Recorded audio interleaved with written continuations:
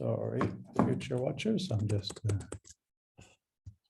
putting some stuff in Final Cut from a presentation to hypertext. See who joins us today.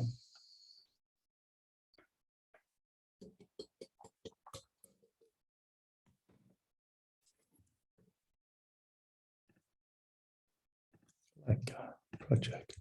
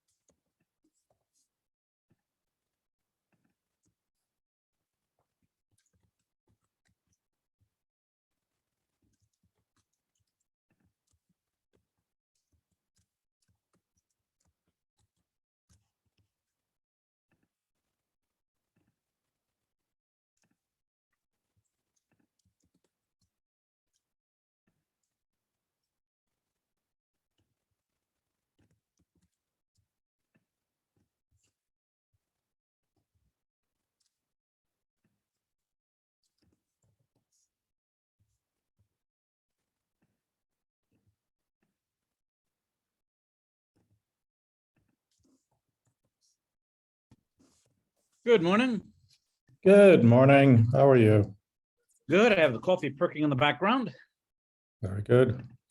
What kind of coffee do you drink?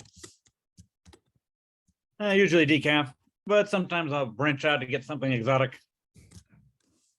What do you consider exotic? Oh, hazelnut, French vanilla. And then Yeah. my little secret is that I'll add a little cocoa powder after it's done, and that gives it a nice punch to it. It's a little bit of a chocolate flavor. Yeah, that does work, doing the mocha thing a little bit, for sure. So I was told Mark Anderson cannot make it today, which is fair enough. See if anyone else is coming. Should be all right. We're having Fabian has reintroduced us to one of the guys who's in The Future of Text, the first book. And he may be doing a presentation on Friday, so I expect Fabienne to be here. Let me just check on the. Oh, I really like that video link you sent for the enhancements to author. Oh, you liked it? Very good. Yes, very good. Okay, that's nice to hear. That some people didn't quite understand the whole thing of the highlights. You know, they want a yellow highlight, but if you know, a yellow highlight is a different thing. Obviously, I think so. I'll have to figure out how to deal with. I like how you're going. That'll be a lot easier in drafting mode than going with yellow. Because it's a good calm feeling, and again, it lets you find the paragraphs in the middle, sentences in the middle of the paragraph that are really the gist of it, as opposed to just going automatically with the first. Yeah, the whole first thing is Doug suggested that, and it works if you do that, if you do the right kind of writing. Yeah, so your writing style is first say what you're going to tell them, then you tell them what you told them, and blah. Yeah. So it's good for formulaic writing for high school essays in English class. But when you're in the real world, your approach makes a lot more sense. Well, thank you. So I hit a little bit of frustration. Now that I have the M1 MacBook, I started trying the code that I'd written that was accessing Tinderbox files from inside the Crystal programming language. And I discovered that the Crystal programming language, when running on an M1 chip, is incorrectly interfacing with the XML lib2 library, causing a segment fault and it to blow up on that architecture. So I've got to try to find another programming language that I can use that will let me do the same thing, hopefully compiled, and not blow up on the M1 chip, or wait around hoping that the Crystal folks figure out what they're doing wrong. They have like a thread in their GitHub repo with all the people screaming that XML.parse is blowing up on them now. So they're aware of the issue, but that's been around for a while and they haven't made any progress yet. So whether it's something they'll be able to resolve or not, it's up in the air. Those oddities are just so bizarre. And, you know, the exact same source code with the exact same data. And then the weird thing is, I tried parsing, I tried stripping the content out of the Tinderbox file, and I just started adding in tags one at a time to see how far it could get along before it would blow up. And it gets all the way up until I add one empty tag for a link set. And the minute it sees the tag with the word link set and then the closed link set, boom, segment fault. Illegal memory access. Why? Well, what's in that word that's magical? Everything else was going fine until it sees that one word and then kaboom. Yeah, one of the many reasons I can never be a programmer. Yeah, moments like that, I totally feel how you're looking at that. Yeah, it's quite bizarre. Because I figured, oh, maybe I can just reduce it to a nice clean test case and I can work around it. Like, oh, no, why? Why? So I figure I'll try Ruby next, because that's the closest to the Crystal language. Crystal was basically a compiled version of the Ruby language. So if it will work, it'll be the smallest number of changes necessary to my code to make it work. But it's a compiled language. I mean, it's not a compiled language, an interpreted language, which means I'd have to worry about anyone who wanted to use the script installing a copy of the same version of Ruby that I was using on their Mac. And that makes them pull down half the command line software development ecosystem along with it, which isn't really where I wanted to be. I wanted to be where I can just give somebody one executable so that you can stick it on your Mac and have it just work for you, just like it works for me, without having to do anything programmer-ish. So that means I've got to be looking for a compiled language that can do the job. So I have a whole bunch of choices, and then whether I should try them serially or whether maybe I should try them all in parallel and just see and drop them off as I hit a point where they break. So I'm not sure the best way to go on that. Well, I love the M1. It's so much faster than the old machine. I was amazed at the backup speed to Time Machine. It used to be I'd spend hours and hours trying to back up, and now, boom, 61% done before I even look up. Yeah, that's just impressive. And the battery life, oh, the battery life is just a dream.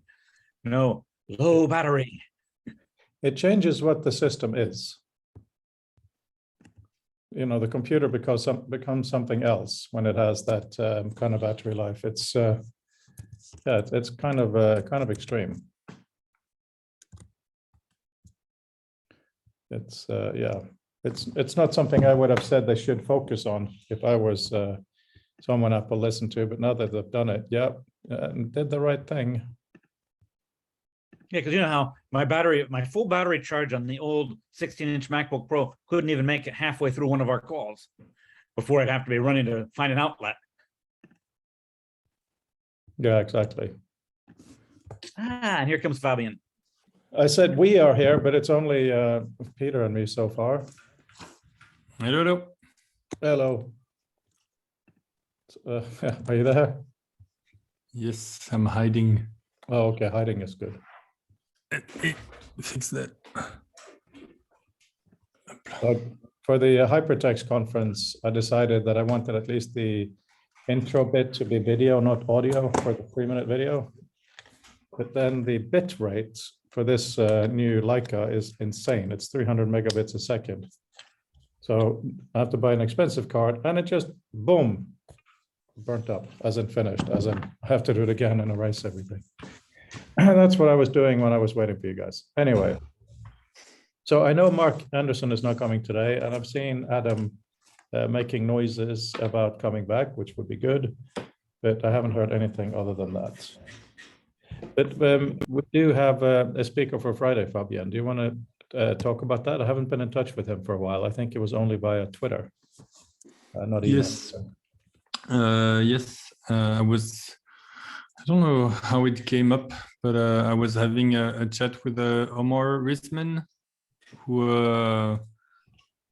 I like because he's quite provocative. Like he wrote like the against text in the February edition of the journal, and he does, for example, he wrote at some point on the Remarkable, maybe it was like against typing, or basically it's against stuff which is always provocative but usually pretty meaningful. Like it's a way to actually ponder, like, why do you want to add a keyboard to the Remarkable? What do you want to type text in VR? This kind of things. Like, is it really the best usage of the medium usually? And his work is often at the intersection of new ways to write code, to compute, to think. So I think that's quite interesting. I wanted to see him in Dynamic Land. I don't know if you've been there in Auckland. So they have just a bit for the context. I don't know if are you aware of Dynamic Land? Okay. Yes, very much. Brett Victor stuff. Very cool. Voilà, exactly. And so he also more posted. It wasn't for the journal, but an article on maps. So I'll put them in the chat. The first one was against recognition for people that try to do OCR or handwritten recognition on the Remarkable, and he's basically arguing that yeah, you can do that and it sounds cool, but you're wasting the medium in the sense that you probably want to sketch, you probably want to use file names that you write, or maybe or stars or scribbles or whatever, other than just typing again on a tablet that's not done to type. And the other one that I just read this weekend was on maps, and it's the first, because again, I didn't have the chance to go to Dynamic Land, so I'll put a link also. Yeah, what is Dynamic Lens? I don't. Yeah, so Dynamic Land is basically, it's a video projector, and with a camera, so that when you put some text, let's say a document, it's going to recognize it. But that text, actually, it's not going to recognize the text. It's going to recognize like little dots, colorful dots on the corner. And once you recognize that, say, oh, there is this page, it associates that page with a code snippet that it's going to execute. And for example, it's going to say on the position of the page, display a duck or display whatever you want. And the idea was to say, let's collaborate with the computers without being behind a screen or a keyboard, and find new affordances to work collaboratively. So you have like a huge table, video projector, you just print with an old printer, just a color for the dots, and that's it. So a very basic setup, but that seems to be creating actual novel interactions. And then Omar, it was not just one table. Huh? It was the entire building. So like Yes, not just yes, one yes. table, but the entire space. I think it started with the table, and then more and more video projector, higher and higher resolution, and capture and all that. Have you been, Randall? No. I No, wanted unfortunately, to go. I never got to go. Yeah. So I'll still try to look, but Omar wrote the more in-depth description I've seen on the topic on GeoKit, which also some of you into globes might like. And it's how to manipulate maps basically at different scale and have to have different way to interact, zoom in, zoom out. But again, while trying to do so, while having a conversation with other people. So I think that's really, yeah, it's very, very interesting. I admit there are some open source quote unquote equivalent of it, equivalent in the sense that there are, you need the community behind it, and for example, maybe somebody like Brett Victor to say, okay, it's not about the tech, it's about the quality conversation you have through it. So yeah, I did not set that up still. I might, but yeah, you have the link there, and he's going to give a presentation. Omar is going to give a presentation on Friday. And I personally suggested whatever was on his mind, because that's usually interesting enough. So there is no need to drive. And yeah, because he already, with what he shared for the last edition, is pretty aware of what's the point of those discussions and prototypes and all that. Yeah, thank you for doing that, Fabienne. And I've changed on our page for downloading the journal. It no longer says it by month because we're running behind. And I think that's fine. We don't have to do it every month. But you know, there is the release numbers, and it also now, hang on, I'll just give you the list. 1 second, it also gives a list to the video on the same thing, so it's a bit more useful. So I look forward to putting him in. The transcript from the last presentation of Andrea is coming. There has been some issues, unforeseen issues with that. But yeah, it's good. It's good to do this. So now, Peter and Fabienne, what we need to do is look at Randel's face really carefully to see what's going to be revealed in 2 hours at the World Wide Developer Conference keynote. See if there are any hints in the face of anything interesting.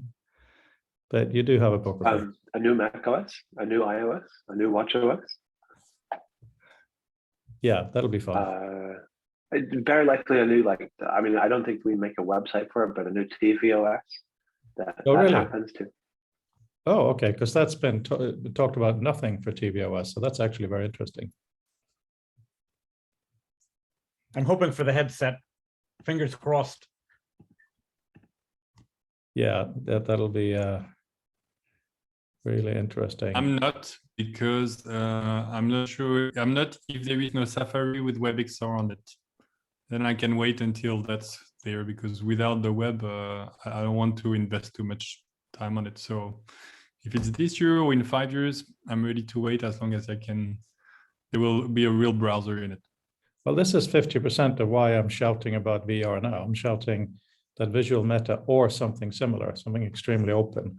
I really don't care if it's web or not. That's not my priority. It's okay to write native apps, but you must be able to take the data fully in and out. That's where I care. So we have an overlap at least. But right now I'm worried that you can't even do the data properly in and out, you know.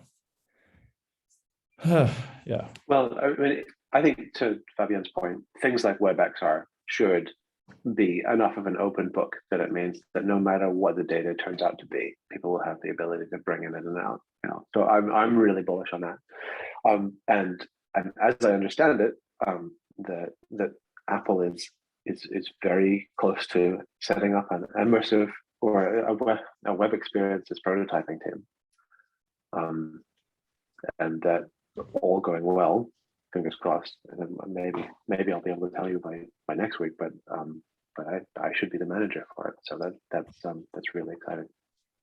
Crossing all fingers and thumbs up. Yeah, I mean, who would be better qualified? So yes, that would be very good. I mean, you have the intellect, knowledge, and passion, so that covers it. You know, any 2 of those is good, but all 3 is amazing.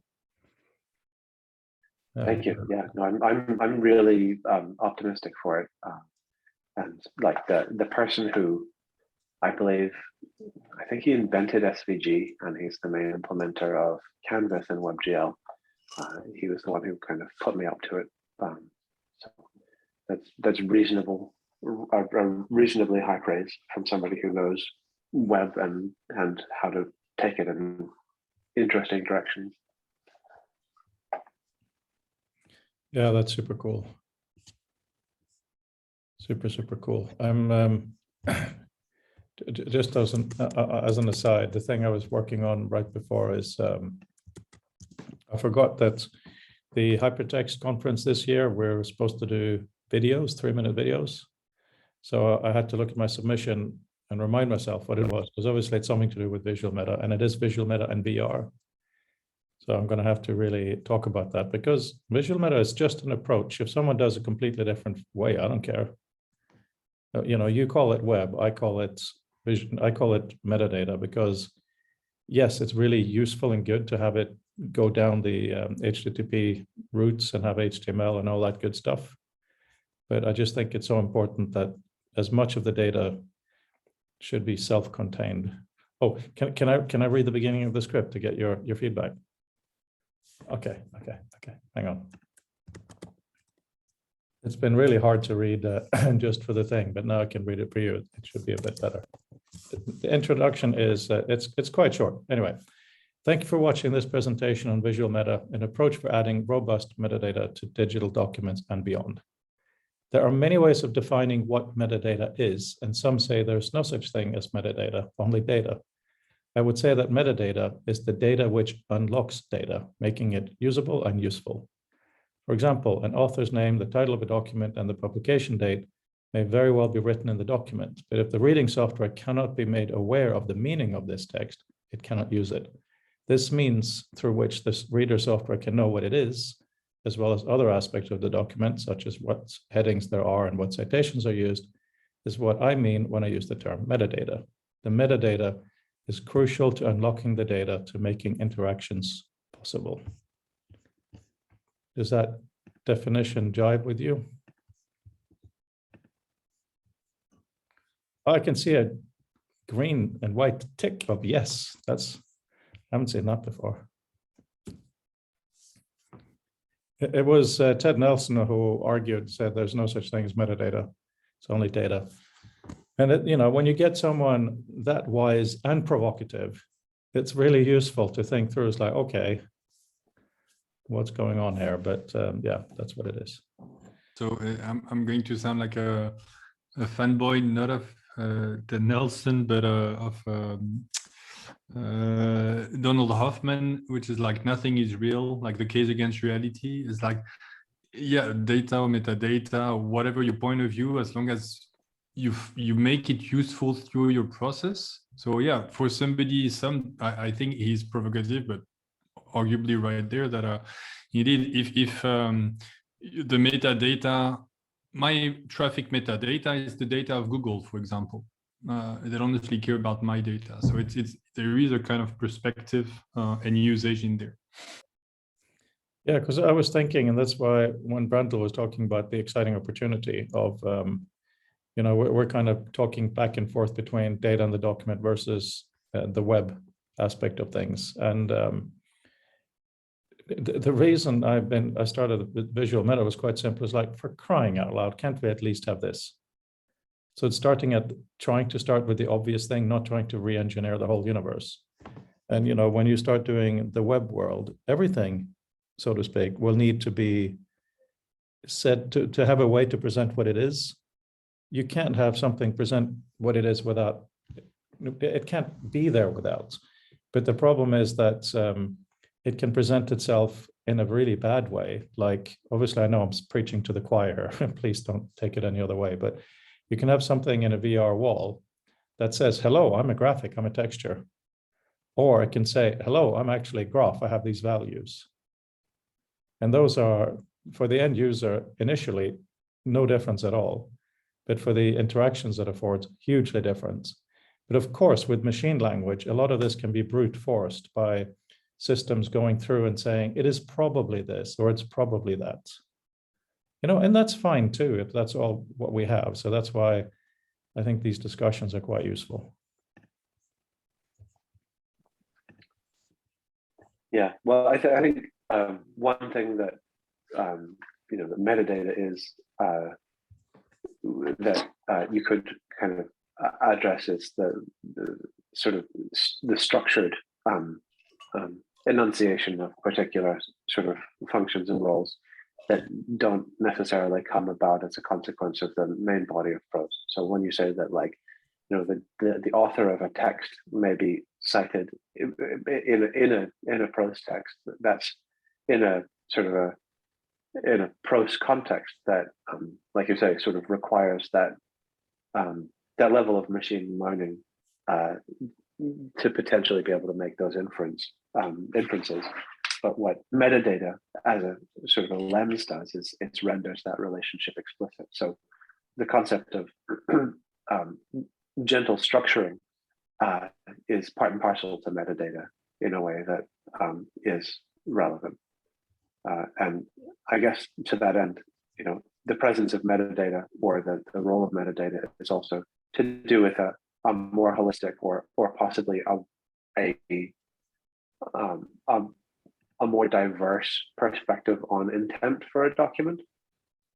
Or for an element, like I mentioned that cereal box kind of analogy a few weeks ago, where what's data and what's metadata about a cereal box or even a book depends on the party involved, because for the person who's doing the printing of the cereal box, then the four color process and the plate separations are the relevant things, and everything else that they're obliged to carry on about the actual specific design or what flavor it's supposed to be is completely incidental in comparison to the consumer, who cares about the size of the box and the caloric content, maybe, or the flavor, whereas the supermarket only cares about the physical dimensions of the box and the retail price. So like all of those things are data and metadata depending on who's sort of obliged to cart those things around for them. But at some level, the artifact itself contains all of those parameters, all of those aspects, and that it's likely to have a price tag and a box size and the caloric content and the label of the box and stuff like that.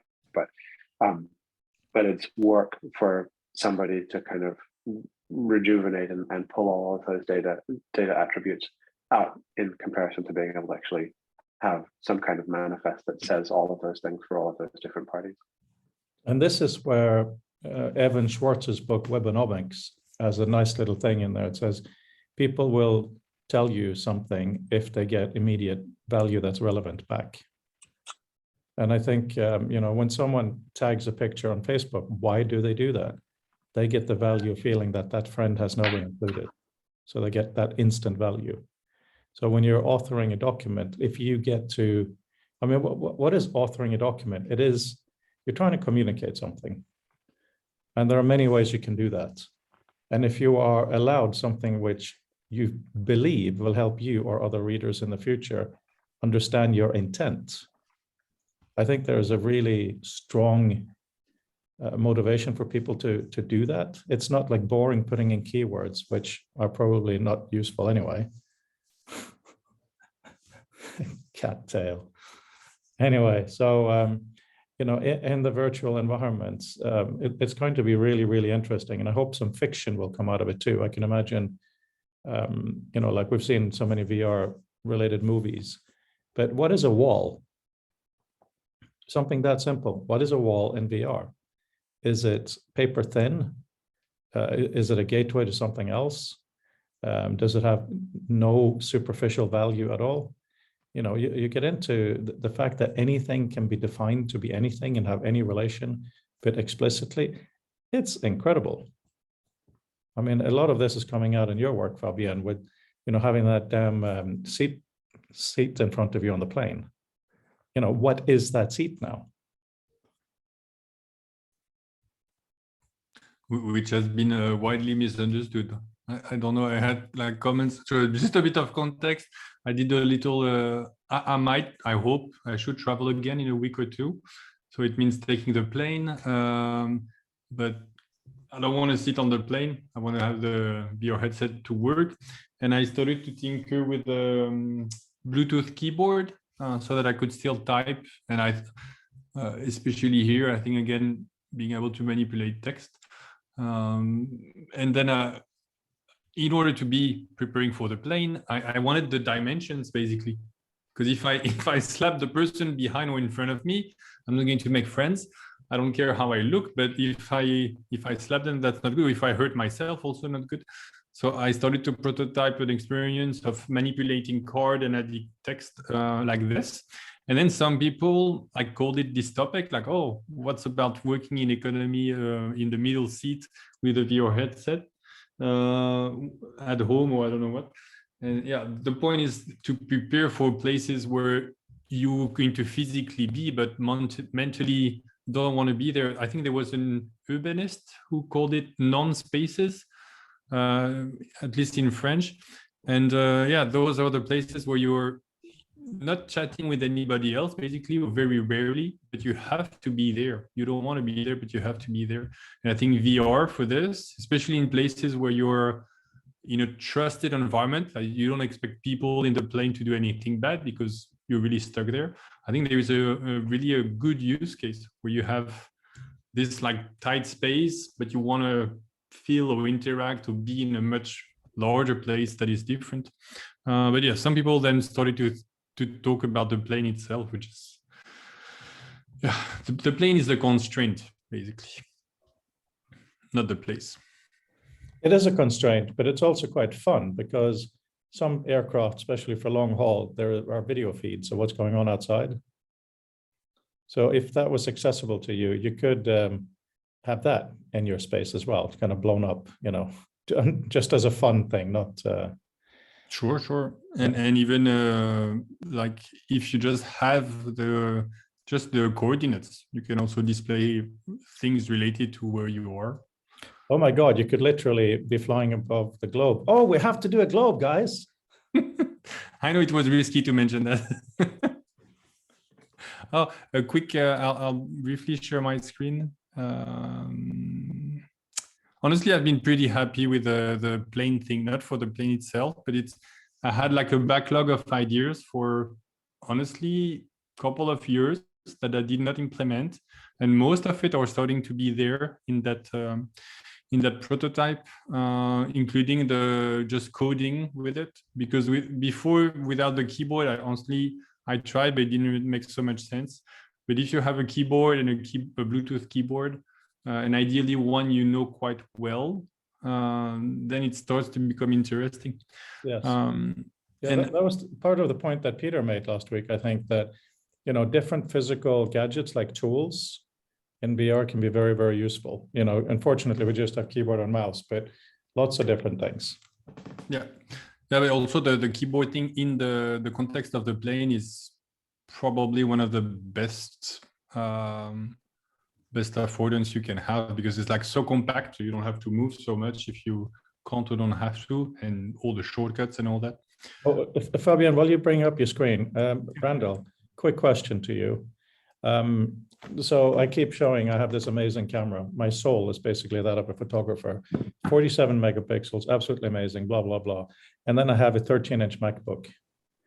The system you made for viewing the murals, how much work would it be to be able to put these pictures in online somewhere, either in Dropbox or iCloud or whatever, and to have a viewer in there to go through? Would that be a huge amount of work? Because I think a lot of people would love to see their pictures massive. And it's probably almost, sorry.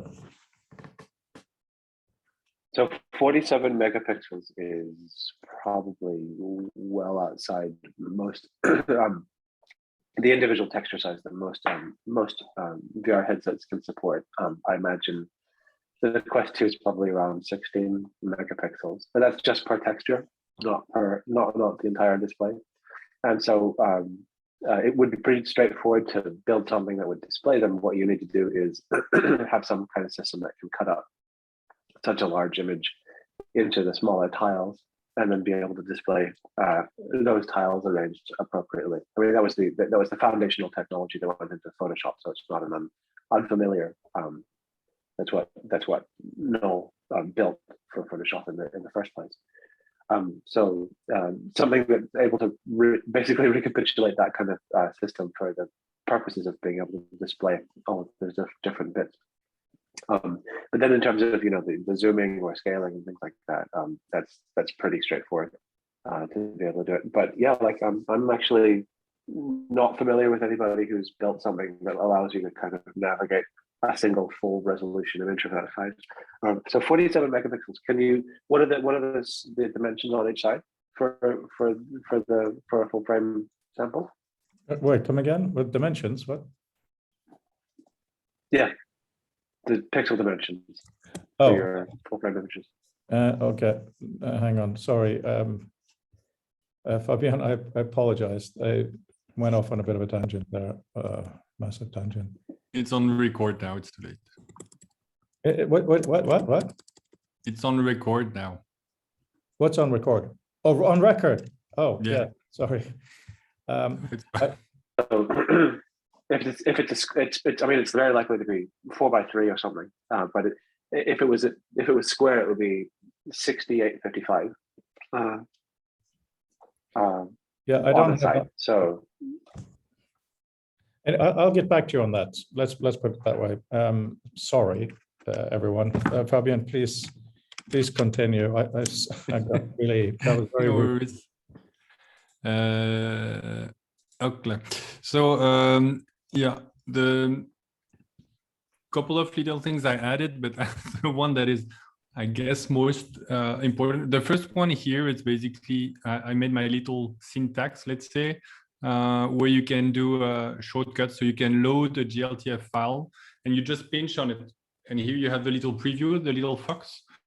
So when you click on it, it's going to execute the text basically, which has this little syntax. Or here is going to do the same thing, but here instead of loading a GLTF object, is going to execute an observable cell. So observable is a computational notebook where you have your text and then your code, and the two intertwine. But it's a different, let's say, execution model. Instead of being, let's say, line after line, is going to be reactive. So when you modify something, something else is going to modify it. So yeah, it's trying to bring those different paradigms together and then make them specialized, not just text or just executing code, but having it loaded or interactive when you pinch on it or move it. And what I wanted to show that I just got working, that's why I was 7 minutes late, was those little curves there, which represent provenance. So when I can clone some code or text or load it up. So either I execute, let's say, this bit or that other code snippet, and then I can re-execute it. So it's going to generate another node. So a little piece of code, which is like one code after another. But then if I do that, then I'm going to have optionally visualization like this, the little curve that say, oh, this code snippet is related or come from that other code snippet. Because it's something that I'm really pretty peculiar about, even though I don't do it, to be fair, or sadly honest. I think provenance and basically where anything, code or data comes from is pretty fundamental, and in general, but especially for prototyping, because you basically, your little bee going from flower to flower, and keeping the context of whatever you did 6 months ago or 6 years ago is really hard, because you went pretty deep into something. And then if you lose that context, if you don't have provenance, if you don't have a way to know, oh, this code was done this way because of that other thing, or that text was without reference, you're basically stuck. So that's why I'm really into this. So the goal there with those very basic lines there is to visually show that, okay, I'm not just manipulating text or code snippet that I can execute, but when I manipulate them to be cloned from another or edited or forked, if you want, from another or combined, then it's with that previous source from it. That's it. You said a lot of technical things that went above my head there, but the general impression was very, very cool. Brandl, do you have further insight capacity? Yeah, that's really cool. I like the ability to link those things. I mean, one question is like, are there ways in which provenance can be qualified, adequately distinguishable? Like, are there, like, in terms of having something being included from the source, is that way of representing those relationships sufficient for the way the variety of ways that things can be kind of pulled in or referred to, or are there other aspects like when you do include stuff from a source in this kind of context, what does that entail? What does it mean? And yeah, I think that there's room to play with that and to make it happen. I mean, yeah, it's awesome. It wouldn't hurt to do some usability things, and like I know prototypes don't need to, but just putting things like having text back so that there's a guaranteed image contrast, color contrast for the legibility of the type is always a useful thing to kind of resort to, just to make sure that things can be readable from a range of angles and things like that. But no, it's really cool. I think it's a quick comment on this that I sadly didn't manage to do yet was to make blocks. Again, I want the Scratch-like where the syntax become visual and embodied into the thing, not just text. I just sadly didn't go. I have blocks that are like cubes now, but yes, they're going to be easier to manipulate and see. But I'm not there yet. But yeah, that's next-ish. Yeah. Oh, I was gonna try to give you the ability to create beveled extrusions for those blocks actually, so that it's possible to kind of read the shapes a little bit more in XR. Some of the stuff that I do for like the book stuff is making use of a 2D path library to create rounded corners in X and Y, and then you can use the bevel attribute in the bevel parameters in extrude geometry to be able to create roundedness in Z. And I find that more than just sort of it being a superficial benefit, it helps you really actually read a form to have those things kind of represented like that. So I'll see if I can make it easy enough to just drop in for being able to round a set of corners and do that, because I think it's really valuable. In fact, because you mentioned the extrusion, that was something, one of, let's say, the path I started with, which was basically I started to draw the Scratch shape as a parametric I don't know, thing, and then I thought, okay, I'll just draw it in VR, and then I started to my own version of so yeah, that path, and I do all my little dots, and then I push back or pull to extrude, and then I thought, okay, it is important, but I'm going a bit away from the computational manipulation of text aspect from there. But yeah, I ideally, that's also how I ended up with GLTF in it. I was like, okay, it's not directly the text or the code, but then you can have a shape and manipulate it. Yeah, extrusion, drawing, and extrusions. Maybe actually something like what is it, like the or maybe even like a OpenSCAD or some because that's also, those shapes are code, and the code is rather compact. So maybe having like a definition of a shape as code rather than drawing it and then extruding it, maybe that would be more efficient. I don't know.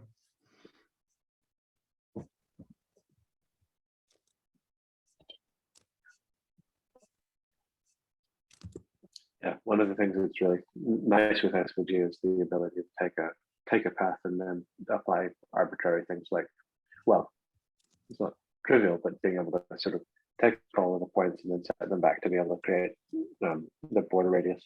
I've got a pretty straightforward library for that, but also you can do it with things like Clipper.js to be able to do actual Boolean operations and add subtraction and differences and things like that, or anything more complicated as well. Alan is here. Just thought I'd. Welcome, Alan. Hello, welcome. Hello, all. That was the weirdest thing. I was looking up this thing for the pictures, going back and forth between this screen and the web, and I thought I saw an ad with a face that looked like yours. Yeah, it'd probably be a Jello pudding ad from the 80s, because I looked exactly like that kid in the 80s. Okay, they So that's probably what it was. probably, no, it was actually you. It was you here. Yeah, I have sorry, a kind of a side question before I forget. I put it in text here, but is there currently a sharing thing for a VR room so that one of us goes into a thing and then the rest of us can view it like a screen share, but obviously for the room, since we don't want the head wobble? Does that exist?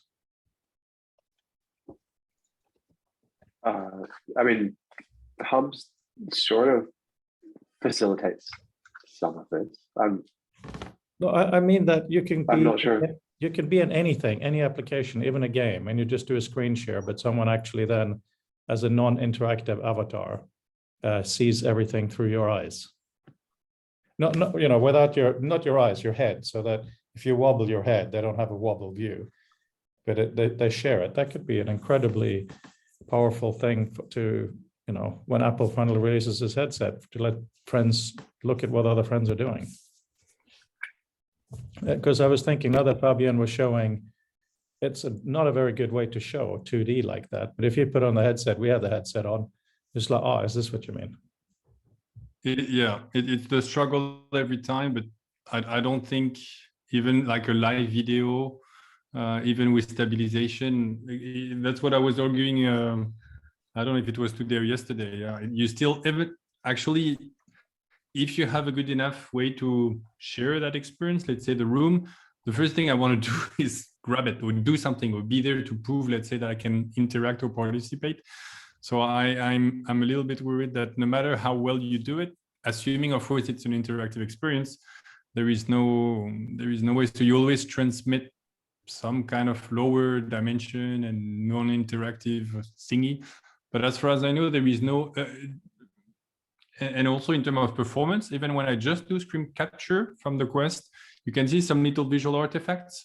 So I think in terms of performance, you would have to make on desktop VR, yes, but otherwise to stream 360, especially since the headset doesn't even do 360 rendering. It's just going to like make the small section of what you're looking at. What you could do is stream and do maybe a OBS stabilization. Desktop VR with OBS stabilization might work, but I haven't tried it.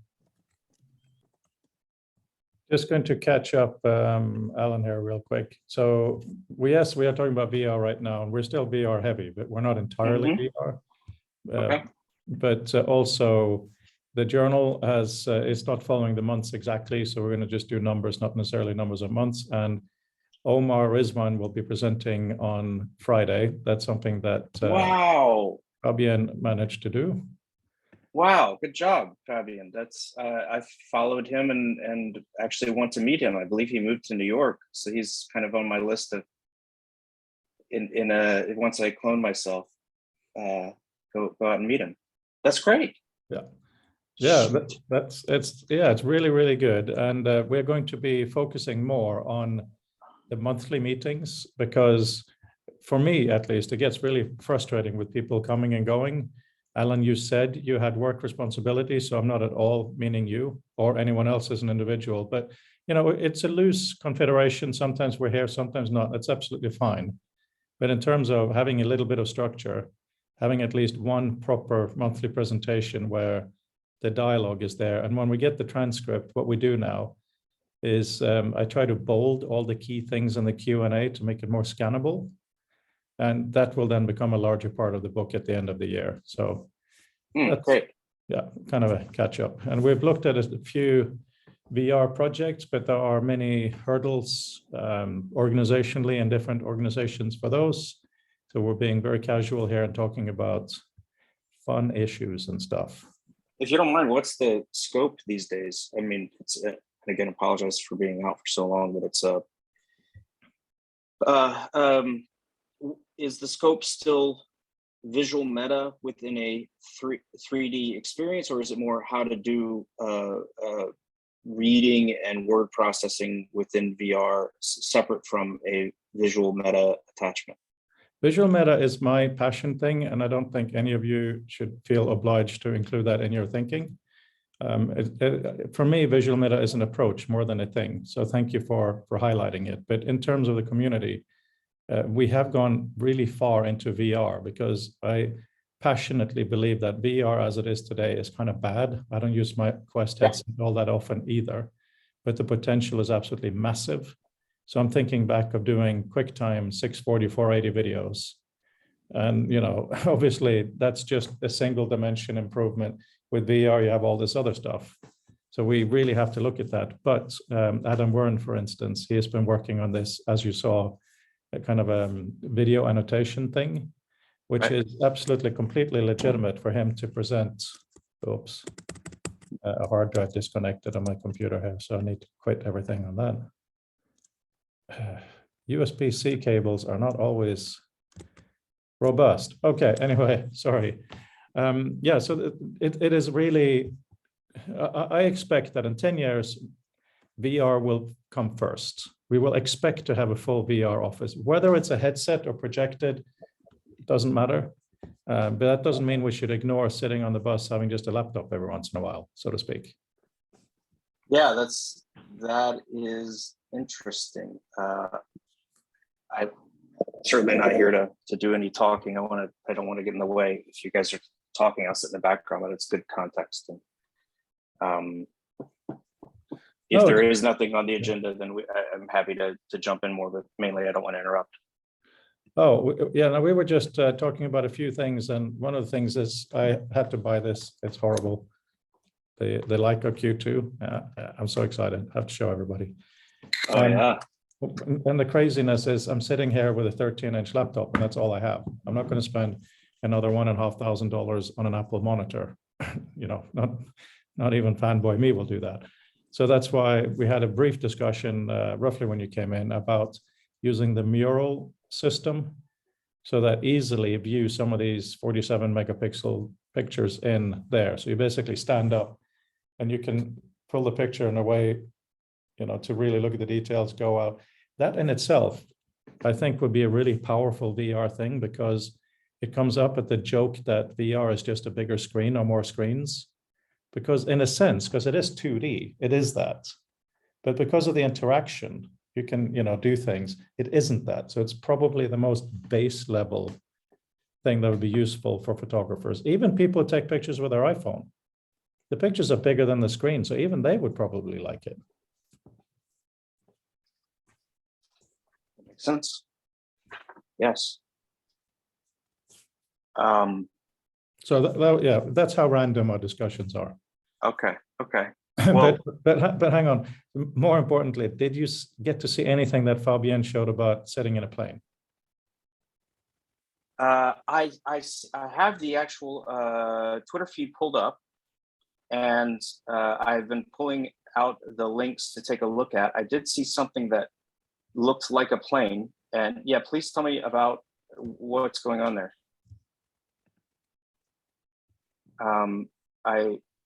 Where is it?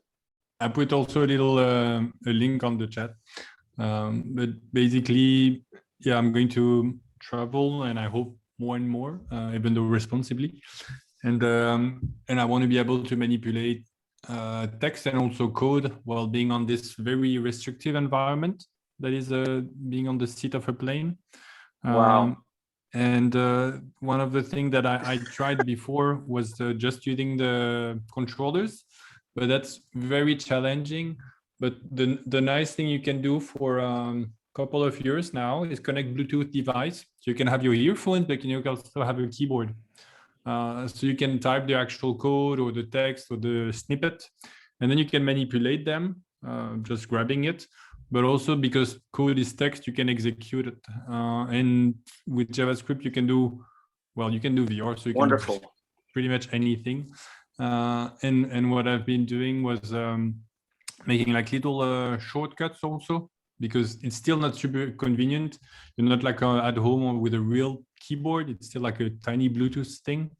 So making shortcuts that are useful in that context, how to remix or fork or make code that's going to be both spatial in the air, so you can see the instructions, so you can still forget everything. Let's say the instructions are executable basically, and spatial.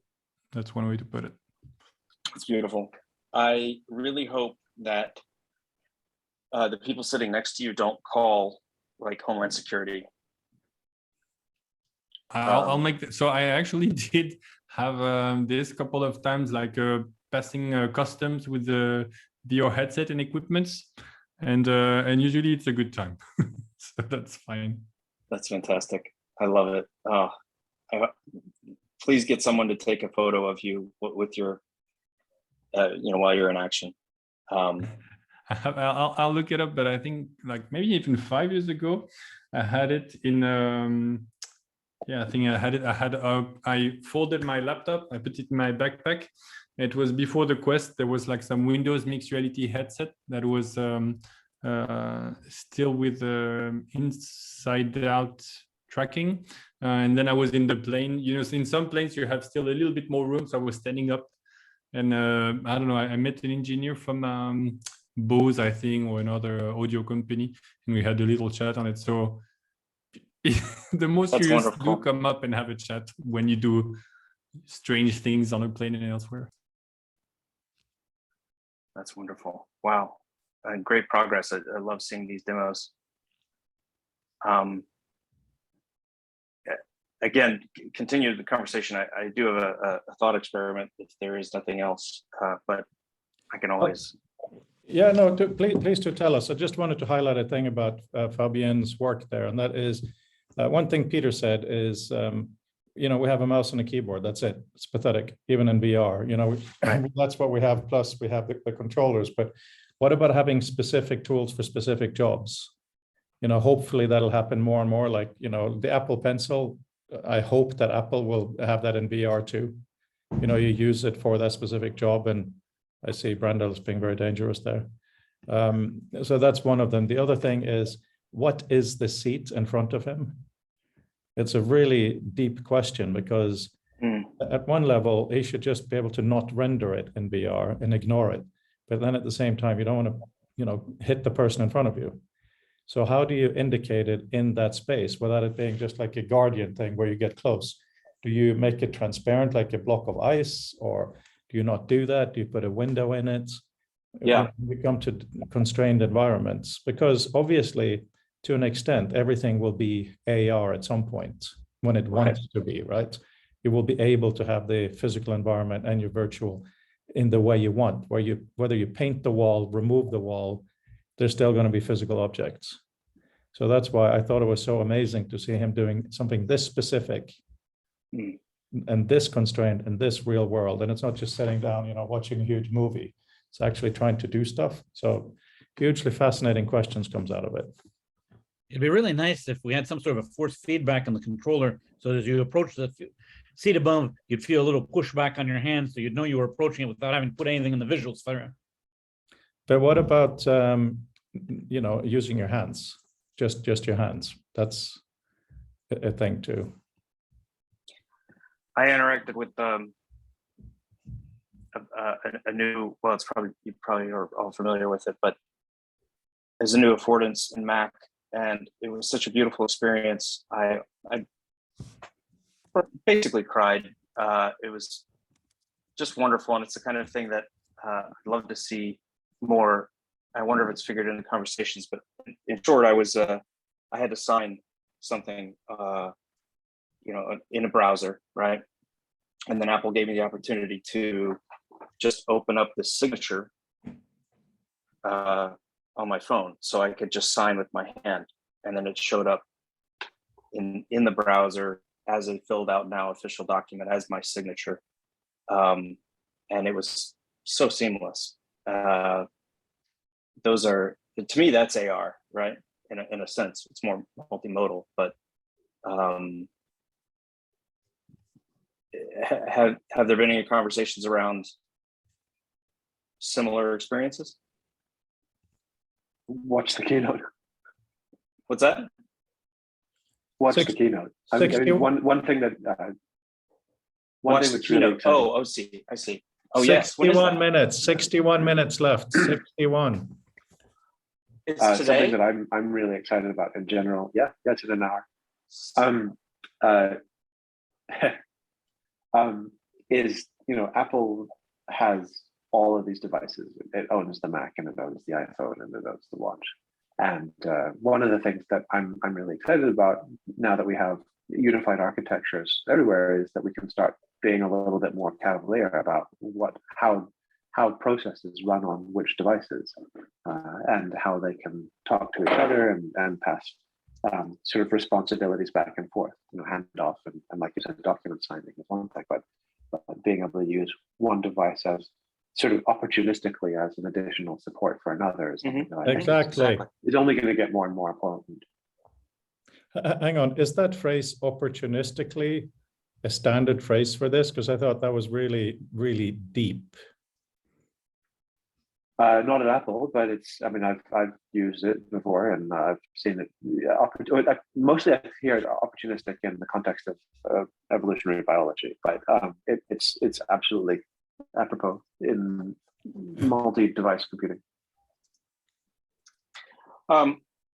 Yeah, that's fantastic. Damn, the keynote, that explains so much. This week is for work, it's Think Week, so everyone has in theory a week to do deep things. That doesn't apply for the department I'm in. I still have a day full of meetings, but that explains why it was settled on this week, probably so that everybody could, the product teams could go and sit in on that. To give you guys a quick update as to where I'm at, and maybe it'll play into, if I can manage to go to Omar's talk, maybe it'll play into that, maybe this prep for that. I have actually still been working on future of text things quite a bit, but in the sense of lower dimensions, right? And thinking, hey, are there problems that could be solved in a lower dimension that could help out in the VR space, because there would be a kind of a unity or a protocol that could apply, right? And to put a finer point on it, I feel like there's a lot of unexplored territory between the outline and the canvas.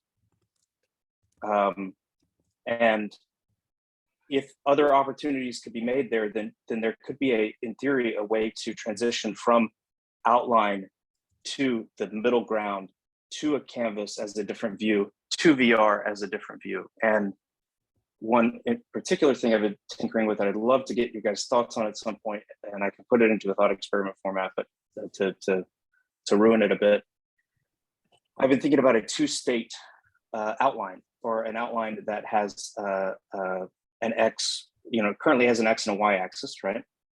And you can imagine the semantic cartography that comes along with an outline that is so useful as you indent, and it's just one keystroke to give it all this extra oomph of semantic meaning, right? Like, this is a separate point, right? But as powerful as that is, it's inherently limiting in such a simple example as, hey, here are the things that I want to do, that I want to talk about today. Bullet point 1, bullet point 2, bullet point 3. Here's a summary of those 3 bullet points. That situation of the summary is currently semantically sort of impossible, because you've already gone in your bullet points and you have a summary of the 3 prior points, or you want to refer to them, but you don't want it to be a separate block. If that's all rabbit trails, forget about that. The thing that it's leading into what I'm going to talk about next, so please keep going. Okay, great. That's good. I'll probably jump off right when you start talking, because that's how I am. Irish goodbyes. Mainly because I have another meeting. But the experiment is along the lines of, would it be useful, outside of how confusing it would be, because the interface, the UX, still, it could go many different ways. But if you consider that you've got an XY axis and you have so much semantic meaning in this cartography of nesting, but they're still enclaves, they're like local maxima, there's nothing global about it. If also you could go up or down, thinking as layers, perhaps, if you could go up and in, and you suddenly had another dimension of semantic space, what could you do with that? Not thinking about it in a canvas sense, but in a, could people sort of, like how I would use it is, if I wanted to make any sort of meta commentary, but not just commentary on the thing I'm reading, a different kind of commentary. So I might go up a few nests. Also, what kind of new nested structures would be possible if you could just go up or down, if you just had a Z index, right? What new shapes would be possible? And then could that two state be brought down to a lower dimension? Could that two state exist in adjacent structure without it just being how we normally do it with links and aliases? So that's my thoughts. I'd love to hear what you guys think or have thought, or if it sounds similar to something that's already out there. I think it sounds very provocative. I would like to linger a bit in my head. Mhm. But unless someone has an immediate comment, I'd like to show a brief thing. Okay, brief thing is coming. This is how I've approached the issue. So this is my thesis, which is now 68,064 words, and I have to edit it for corrections. So to just remember what's where in the flow is really difficult. But some of you may have seen the post I did about this, but in real quick summary, what I've done is where there is, because headings is not enough. Because when you then talked about structures, noun headings and so on, that's why I think it's related. So let's say that I feel this happens to be the first sentence, so I highlight it here. This says what that is. And I've done a few others coming down, like for instance, in my own thesis, why would I need acknowledgements? That's a block that's done. I'm never going to need to edit that. And here in the introduction, it's not the beginning. This is actually what it's about. Exactly. So therefore, when I now fold, it shows the highlighted text. Exactly. And so that's separate then. This is perfect. That's separate then, or I think should be separate than an outline. These kinds of constrictions, this view should be free to have its own format because it's actually a different purpose. It's a different presentation. This is what this is about versus this is the outline structure. Yeah, absolutely. So you saw here the top one is what I just did. But if I do this, if I pinch, it's clean. So this is still accessible through a slightly different command than this, but also just briefly, because when you try to write this kind of a paper, you have to basically make an assertion, write lots of stuff, and then a conclusion. So now it's a bit difficult to see on this screen now, but in the magic margin, I have the research questions, which then goes away. So as I keep working on stuff, I can always summon that back. What was the wording I used? Oh yeah, make sure it's the right wording. So I think we're on the same page in terms of different views, but and this is why what Randall talked about. What was the word we were just highlighting, Randall? We talked about opportunistically. Yeah, right. This is the kind of the opposite in the same way. This is intentionality. Like I don't want a machine learning thing of my document necessarily, but if I as the author can go through carefully and highlighting what things mean to me or to the reader, because this view should be exportable with visual meta. So a reader should be able to choose to see how I want to highlight the document, right? Or yes. But also the kind of layers you're talking about, you should be able to add to the basic document. Yeah,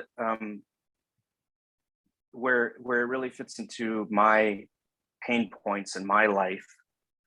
I mean, there's a way of thinking about the layers as being layers of abstraction, or treating it sort of like in a broad thematic approach. But even just getting super pragmatic, I'm on calls all day long, right? And those calls get recorded just like this one, and they get transcribed, and we use a service called Gong that will send us the transcription, and I pop that over into my log-seq instance, and I start to structure it. And so, but immediately I'm kind of torn. It creates a friction because I want one to have a good record of the narrative structure, speaker one, speaker two, inset, subpoint, not just blocks of what they're saying, but give it some semantic cartography, right? I want to have that there in case I need it in the future. But just like you did, I want to be able to say, here was the main takeaway. This is the thing that I need to actually, this is what stuck out. And so I want that structure to live outside of what I'm doing with this narrative structure. And similarly, I could bridge that, this is what it's about, to another structure. I'm going off on a rabbit trail, apologize, but No. This is really so crucial to a lot of the earlier stuff we had talked about. Our record as an example for how anybody can deal with their record is very important. it's something I think I could, well, if there were any tangible examples that you guys can think of, LogSeq is easy enough to hack into that I could like make a kind of proof of concept plugin, but there's a cheap way to do it, but I'd love to get the philosopher minds here to think about what would be the best way to do it. Because in theory, like, well, maybe the best way would be an innovation on what outlines are today. And they would be just as agnostic or ubiquitous as outlines, but it would be this extra format. And then you could encode so much more meaning, but then send it from Kindle to VR to wherever. Well, that's what visual meta is. So yes, I like hearing that. No, but it's only one aspect of it, of course. I mean, it is absolutely completely sickening and absurd that, you know, we do all this academic thinking, whether we're academics or not. Let's, you know, tools for thought thinking, and then we have to produce a relatively flat result, and no matter what format it is. Right. You know, so to preserve that in different, oh, Fabian shared something. Oh, by the way, did you get the picture that I sent earlier? Oh. Guys? That's an example of the, Yeah. When you zoom in to the knights on the right, it's pretty cool. This was at Hampton Courts last weekend, real tournament.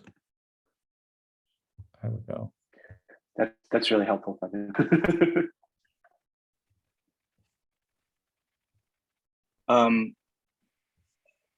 Oh, this is great. Hmm. On a totally different topic. Oh, go ahead. No, I was just thinking, I said it jokingly, but I really do mean it, that we should be able to, in a document that can be read in VR, there should be an airplane view, like airplane mode on the phone, right? Where it makes an assumption about the space you're in. You know, what Fabian is talking about is a real world thing, because if you're on a bus, same thing. If you're on a train, same problem. Okay, you have a bit more space, but it goes into the example of, you know, all the stuff we've been talking about and reading over the last year. A lot of it is about the human brain being in the world. So yes, VR can in some ways completely ignore the world, and that can be absolutely mind transforming, but we can also draw huge benefits from accepting that there is a world for constraint and otherwise.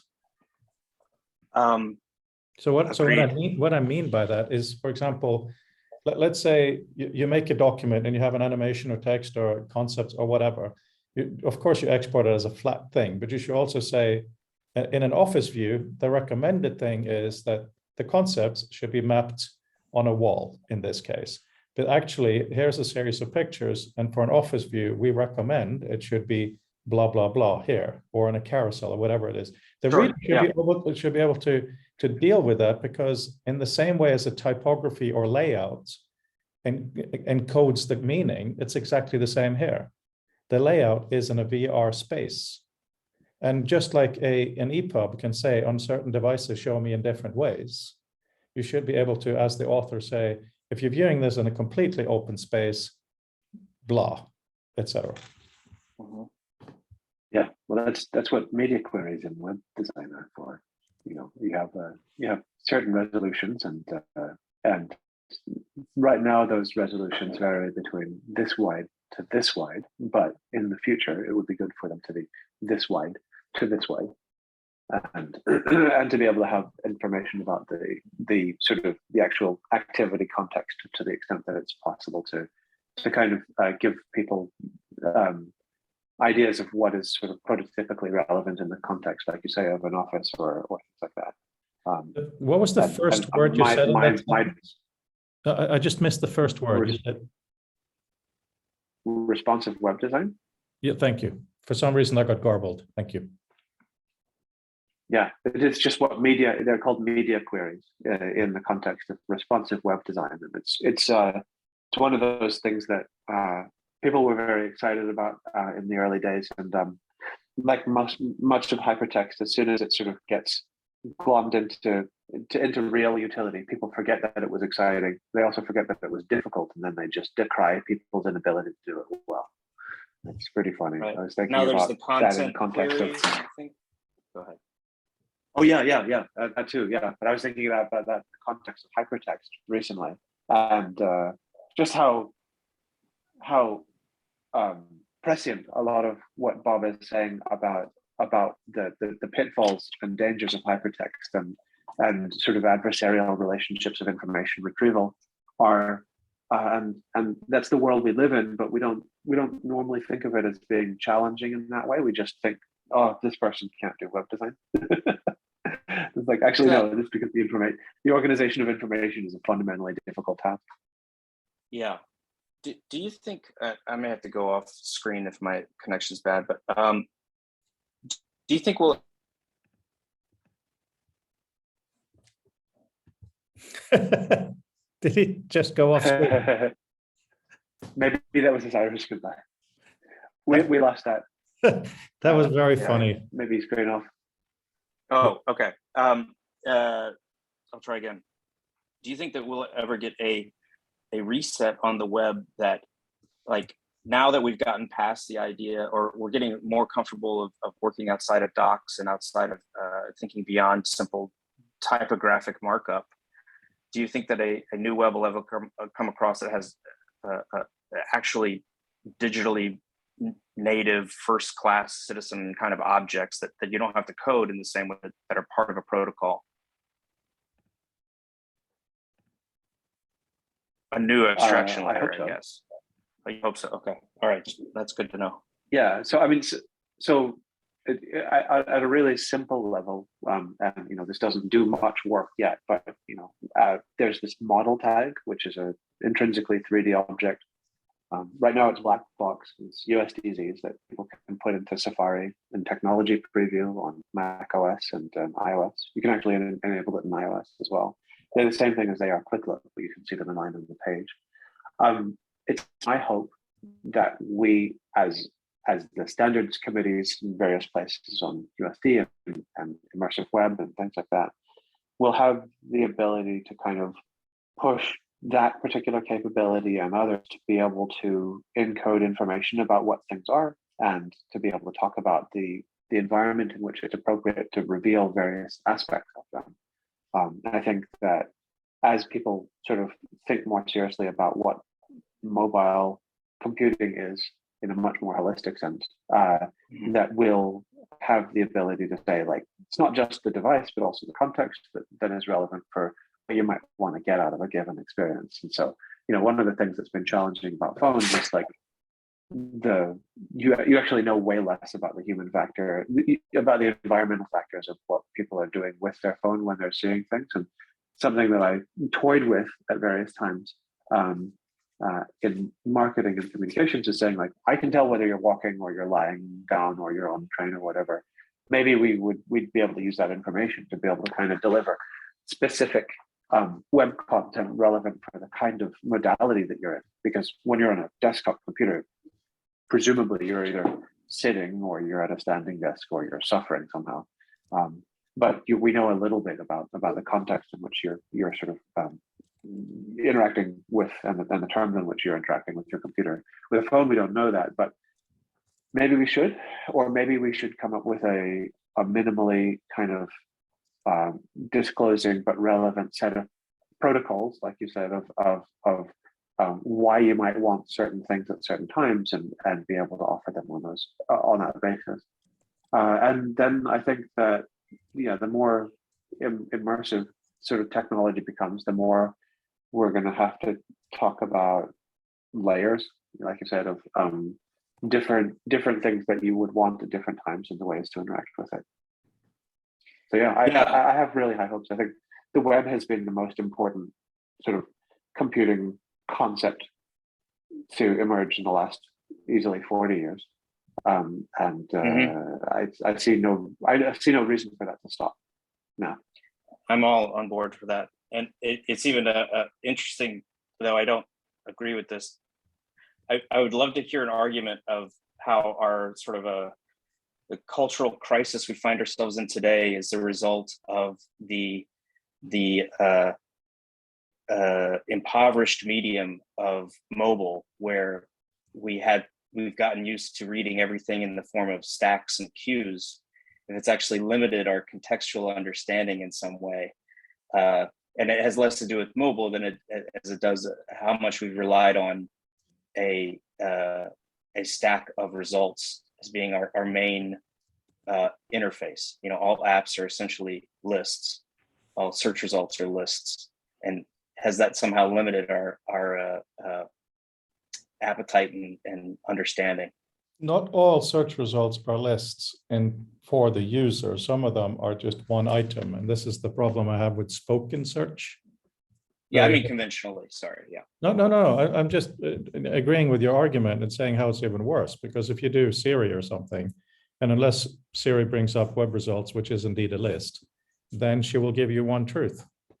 And that's not Yeah. necessarily useful. It's useful in some cases, of course it is, but to present a useful result space is very interesting.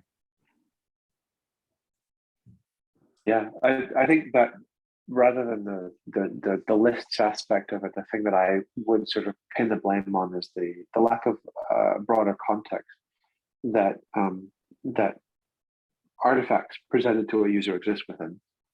So, you know, if you have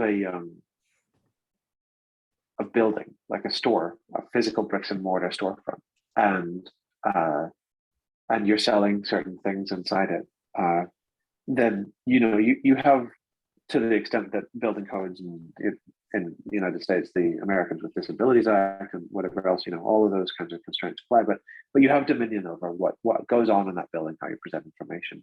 But that responsibility, that opportunity to dictate how something is comprehended and stuff falls off when you once you leave the front door, and people have certain sort of rights and abilities to dictate what can and can't happen outside of it, but that vignettes that tails off pretty quickly. And so there's this interstitial space devoted to every kind of owned location, where that becomes a slightly more negotiated context, right? You like, if you no matter how even number 10 Downing Street has spaces at some distance from it that people are almost guaranteed to have to interact with, that other people own and that you can kind of get things out in.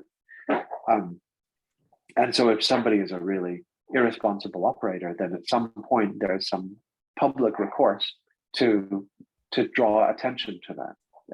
And people get good at sort of turning a blind eye to that, but it's still present, and it still has the opportunity to shade, certain interactions that happen within that building, things like that. It's computing interesting. doesn't have that opportunity.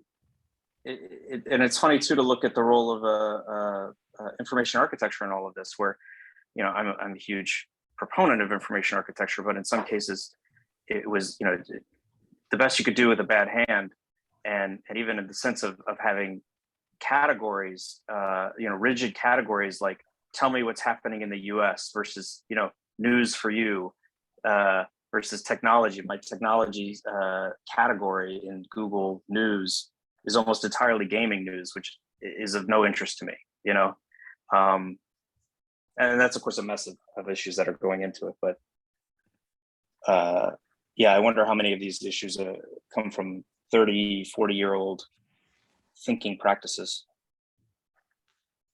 Right. Well, I think it's the 30 or 40-year-old. Well, it's slightly older than that even. Yeah, it's way older than that. Yeah. The real advent of what I'm thinking of is public-private spaces, or private-public spaces like shopping malls, and the way in which there's much more limited recourse to public accountability for what exists in a given space, and so Google and Facebook are just modern shopping malls, and the way you see Facebook being hollowed out right now is pretty evocative of the way that the shopping mall has been sort of dying that death as a consequence of the actual Absolutely. core content, that connects people and drives people to reside within those interstitials is losing its value proposition. But yeah, like one of the challenges for information architecture is not so much information architecture per se, but how is there any way to have socially kind of negotiated terms and frames of reference applied in a way that isn't massively and immediately abusable and invasive to the core proposition of somebody being able to present stuff in the first place.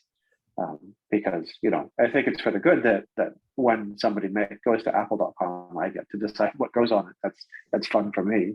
But if there's some other sort of burningly critical kind of message about what Apple or other companies are, then by virtue of your going to apple.com, that's sort of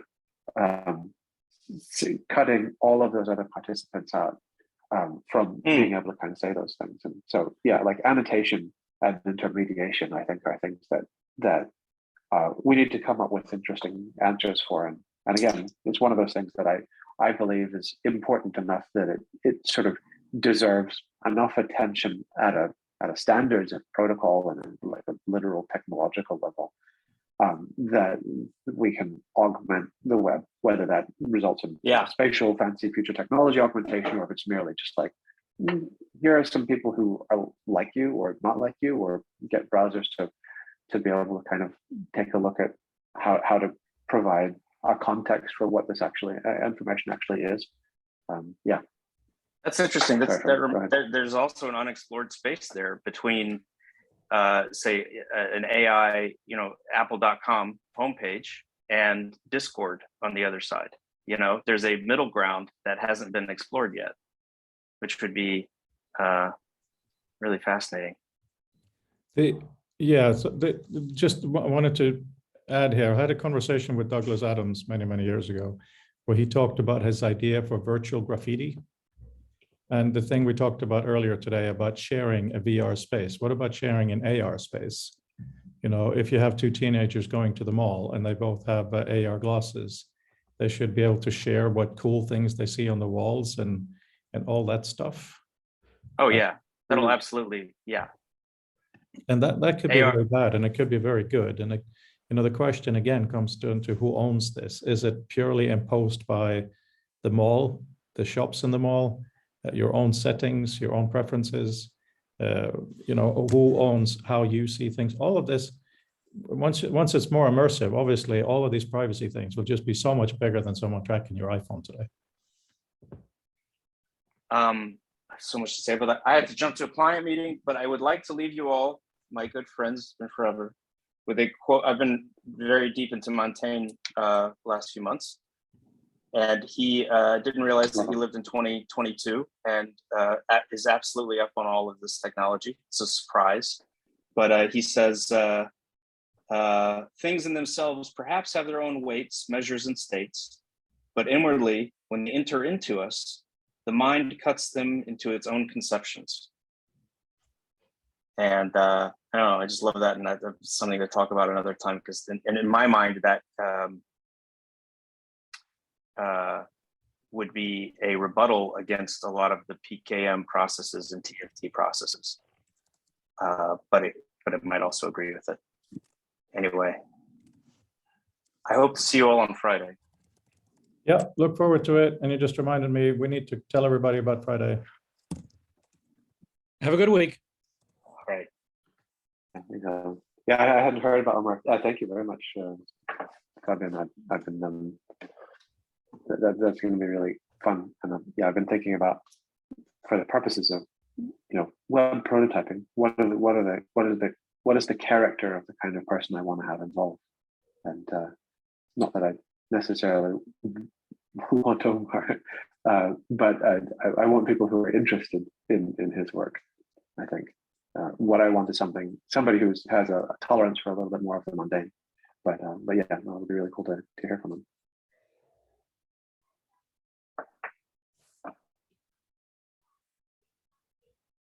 Yeah, and thank you, Fabian. Yeah, it'll be really, really good. As we're winding down, we have half an hour left, but there is that keynote presentation. Plus, I have to make dinner for the family. There's a lot of us. So this photo viewer app, Brandel, is that something you think I can get someone off Fiverr.com to help us finish? There's quite a few people there who now say they can do basic Oculus games. So they clearly know how to package something that, because I'd like it to be a simple download, say where the pictures are, and then you can do the stuff. Possibly. I mean, you know, as Fabian would as well. My immediate preference and thought would be to turn to web and to be able to build a web page that does this. But yeah, I mean, I think for people building stuff. Sorry, go ahead. no, I was going to say for this, I think the web would be better because that also connects with showing where the pictures are. Yeah. And so, yeah, I think that it would be possible. So like I said, you know, what sort of entails is more or less taking a 3GS or an A-frame just template system, boilerplate kind of page, and then modifying that to be able to do the slicing such that you can get something. This is a real B&H customer. But even without going full res, even just staying with the basic, what you did for the .liquid files, where you can drag something onto in a browser and then view it in your headset, but you actually view it as a mural. Even that would be absolutely freaking amazing, provided, of course, each user could have their own, some way of not seeing someone else's pictures necessarily. Yeah. Okay, so that drag and drop thing, you know, the data that is present in a liquid file is orders of magnitude smaller than the data that comes through a single picture. You know, pictures worth 1,000 bytes. So it's only 5.6 megabytes when it's a JPEG. Right, but an author file is tens of kilobytes. Yes. In terms of the stuff that's coming through. So you know, that's by no means a deal breaker. It just means that it's a slightly different approach to be able to shuttle those things through those things. So the WebSockets, I believe, have a binary WebSockets option. I haven't explored them. Fabian, you may have more experience with it, but yeah. So once you have the ability to construct that data, then it should be possible. But it's just a matter of figuring out where and when to slice it up in such a way that it becomes compatible with those things. But you know, like it's a day's work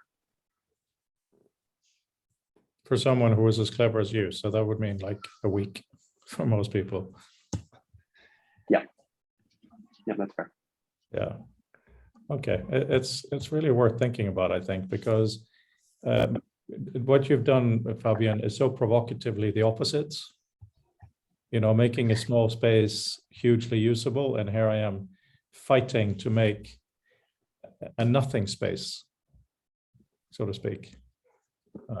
Interesting. I am still waiting to see if there will be an Earth app built.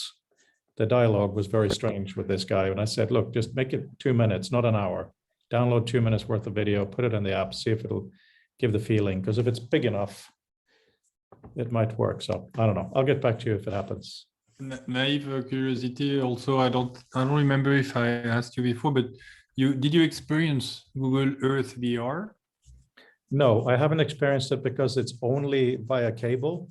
So I really did try to look at it, but all the videos I found, it looks okay at a distance, but it doesn't have the feel of being in space. That's feeling of looking at an amazing globe sculpture, so to speak. You might want to set up. I don't remember, to be honest. I've done it a while ago, but you can still do desktop VR with the Quest, either if you have like a local desktop, or by doing some cloud rendering. And the performance is not as nice, but it's pretty close, and it's definitely enough to get a feeling for all those apps that are either just on Steam or on desktop. Because I'm just saying this in the sense that if you worry about Fiverr, either for the investment or your time, I know it's difficult in the sense that you want to see it your way. but to be able to go through what's been built before, including the, let's say, standard now, I found that pretty valuable. Yeah, I would echo. I mean, do you have a PC? No, what kind of a person do you think I am? Well, I fell in love somebody with who's computing when I not first saw adequately one. connected. Somebody who's not adequately committed to VR. Is what it says to me. The fact is that VR is not possible on Mac right now, and it is possible on PC. And so I use PCs for that reason. It's not because it's where my bread is buttered, but because it's the best way to think about the future. Yeah, no, that makes. But Google Earth, is there. Actually, Brandel, could you do me a favor of taking one single image and putting into what you already have for a mural with this URL for that as a test? Is that possible for you to do? The mural, you mean the mural? The mural, just sort of the thing that's currently there for the Linnaean Society page, or? Yeah, or the one you did for Bob's, but I send you one single image as a test, and we just see how it feels to just look at an image that doesn't have text, not trying to be fancy, not chopped up into sizes, just whatever it supports. Could we do that? As in, could you? Yeah. Not necessarily while we wait, but yeah, I can do it. Okay, fantastic. I'll find an image from here to send to you. Yeah, because when you guys talk about prototyping and stuff, you're talking about cheating, and I'm also very eager to cheat with a lot of these things to see how they feel. I found that a lot of my ideas for what things would feel like in VR are just completely wrong, which is fascinating. One of my, let's say my personal heuristic, but it's like, even if I do something and it feels bad, and I reproduce what somebody else has done before, let's say Google Earth VR, but in the process I learned something that I know I'll be able to reuse somewhere, that I'm ready to invest and to bet on it. If it's just executing and the outcome is dependent, it's only the outcome and not the process, then I would be a lot less excited, because usually when you prototype, it's something really new and then it might not work at all. So as long as the process, you're learning something, then it's worthy of the investment, even if, again, you get not at all the thing you expected from the start. That's usually my way to think of it. Agreed.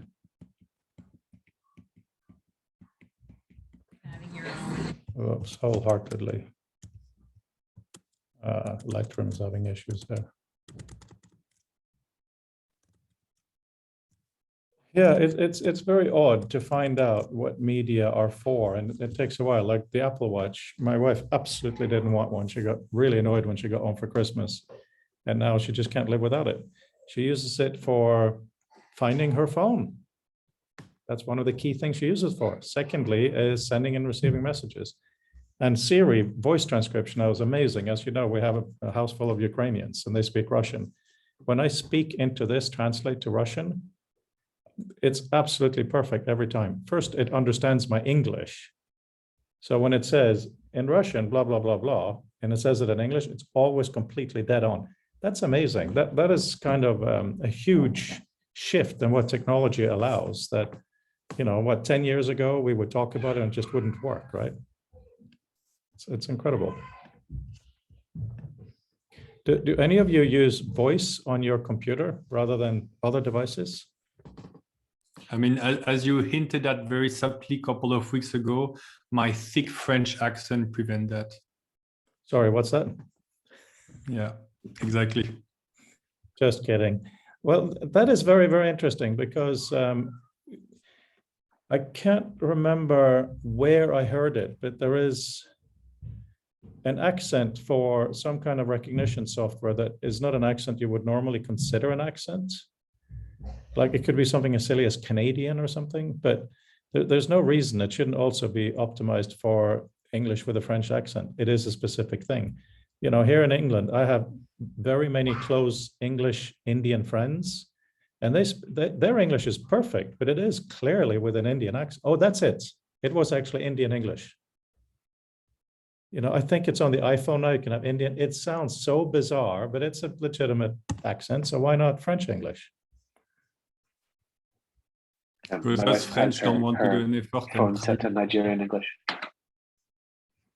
And yes, we have a joke here in England calling Nigerianitis. And a lot of there was a period where the parking wardens would mostly be from Nigeria, and they would tend to speak in a very loud thing, so it became comedic, but in a nice way. Yeah, the things that the sort of subtleties that have emerged from English being practiced in other places has been very entertaining to see the collision of. I like to tell my daughter that English is the most spoken language, but primarily as the second language, and then the Mandarin Chinese is the one that's the most spoken, but that's primarily as the first language, which means very different things for the sort of the breadth of how it's spoken and how easy it is to be a beginner speaker of it. English is, because it's primarily second language speakers, most people have gotten to be a little bit more fault tolerant, not necessarily in terms of, you know, love and rainbows, but simply being able to comprehend things when it's being done incompletely. Whereas Chinese speakers tend to only speak to people with a higher level of proficiency in Chinese, and so they don't necessarily have the same kind of capacity for fault tolerance, just in a sort of in an error correction way, rather than being sort of welcoming. But so it creates interesting dynamics, and then you have other languages that are even less fault tolerant. So that's really, really interesting. And even within languages, like Ted Nelson, he has very low fault tolerance. You know, when I say something to I'll him, bet. yeah, if the sound I speak, a lot of what I say is completely wrong, but you correct it. I know that from having heard myself. Ted can't do that. In that sense, he's very literal. So that is really fascinating. Something wrong here with Lightroom, by the way.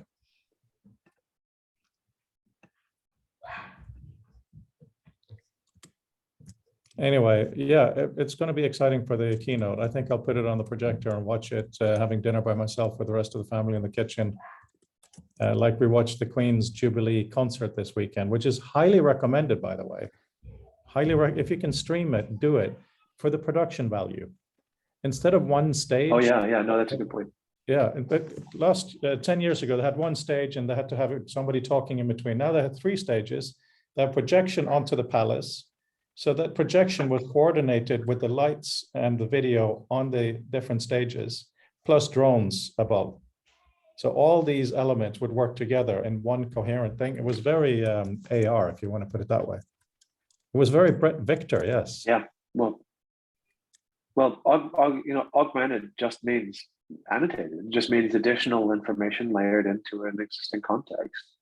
So I absolutely agree.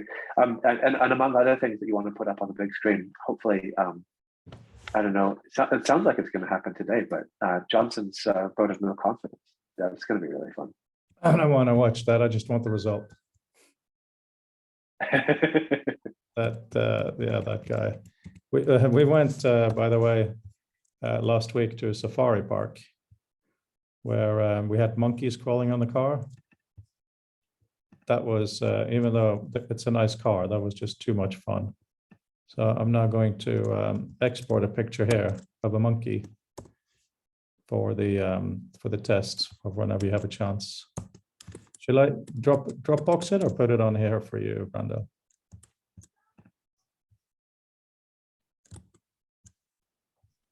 Either one is fine. I'll pull it down if you put it up here. Yeah. This is really good actually. It's only 1.9 megabytes. It's a monochromatic image because that's just nicer. Let me see. Yeah, here it is. Oh, yeah, you all should have a look if you don't mind. It's so cute, these little monkeys. Did it come across well?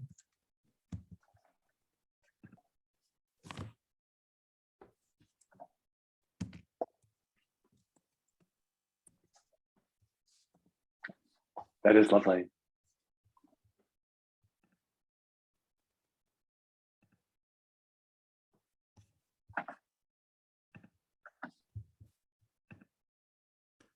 Very cool.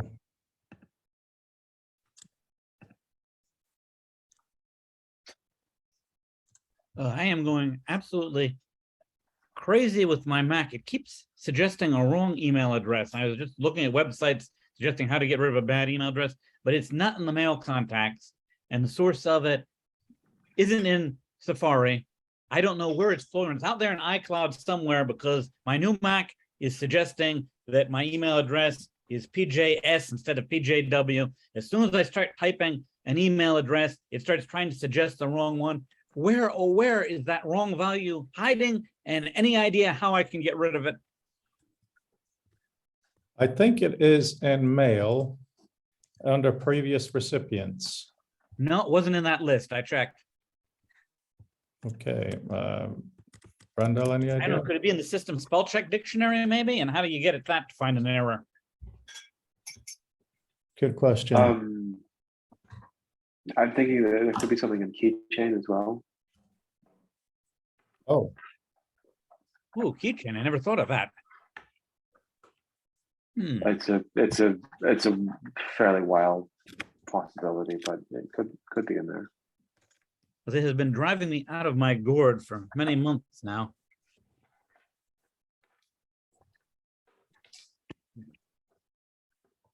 No PJS and keychain. Let's see. Well, what happens when you do just a normal find on the desktop for that email address?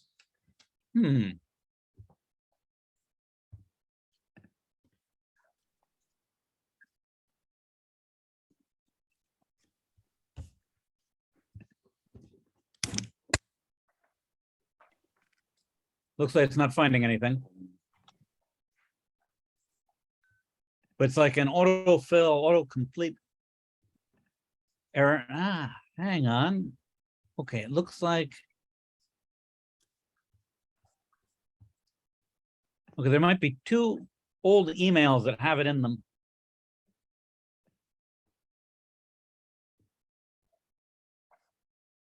Yeah, there. So let's see now. Very interesting.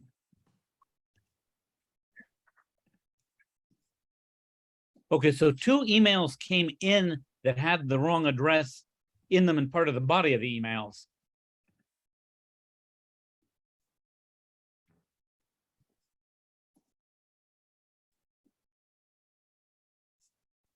Very strange.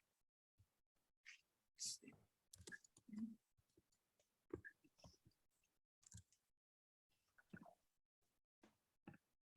Okay, I think I need to wind down to take care of some family things here. It was a really very good chat today. I'm very grateful. I guess we will be messaging each other in the evening due to what we may or may not see. It will be. Well, the sooner it's out, the better. I'm excited by that. Yeah, so discussions Apple thread. Oh, that's regarding the that issue.